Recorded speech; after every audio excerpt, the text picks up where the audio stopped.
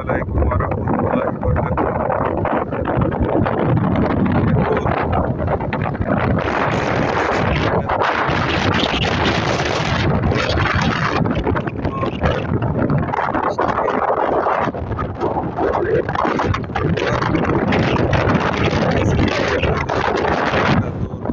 এরিয়াতে আছি।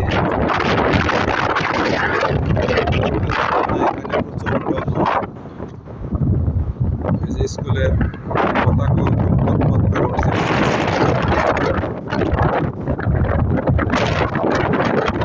প্রচন্ড হাওয়া পেয়েছে এবং এখন বিকালবেলা মাশাআল্লাহ খুব সুন্দর লাগছে। আকাশটাও দেখতে মেঘলা মেঘলা ভাব এবং খুবই সুন্দর লাগছে, যা ভাষায় প্রকাশ করতে পারবো না। বাতাসটাও না ঠান্ডা না গরম। এই এরিয়াটা খালি ছিল, এখন আস্তে আস্তে বিল্ডিং এ বিভিন্ন জায়গায় ঘরবাড়ি তৈরি হয়েছে। আপনাদের দেখাই, এই যে পাশে একটা রোড, গাড়ি যাতায়াত করছে, ওর পাশেই সাগর।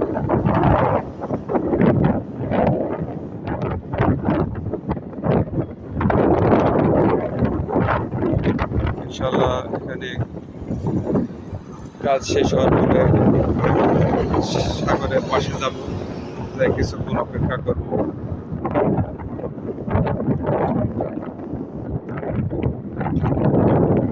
এখন যে আবহাওয়াটা, এই আবহাওয়াটা থাকবে না, কিছুদিন পরে গরম চলে আসবে। গরম চলে আসলে মাশাআল্লাহ বাইরে দাঁড়ানি তো মানে দাঁড়িয়ে থাকাই সম্ভব না। তারপরেও দেখা যাচ্ছে যে এখানে দুই ঋতুর দেশ, এক সময় গরম এক সময় ঠান্ডা। শহর থেকে ম্যাক্সিমাম 50 কিলোমিটার দূরে আমরা যে এরিয়াতে আছি। এই যে দুটা ছেলে সাইকেল চালাচ্ছে, অনেক আনন্দের।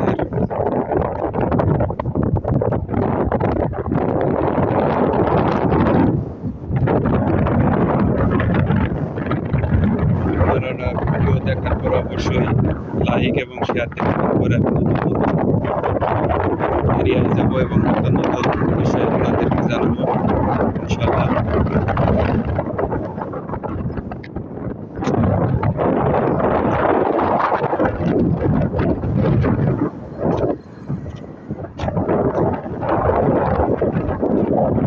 এদিকে আমি যখন এদেশে আসি, এ জায়গাটা পুরা ফাঁকা ছিল, মরুভূমি আর মরুভূমি, মানে বালু আর বালু। কিন্তু এখন মাশাআল্লাহ আস্তে আস্তে বিভিন্ন জায়গায় বাড়ি, বিল্ডিং, মার্কেট সবই হয়েছে। এই স্কুলটাও ছিল না। এই স্কুলটাও একটা প্রাইভেট স্কুল, মাশাআল্লাহ খুব ভালো স্কুল। এখানে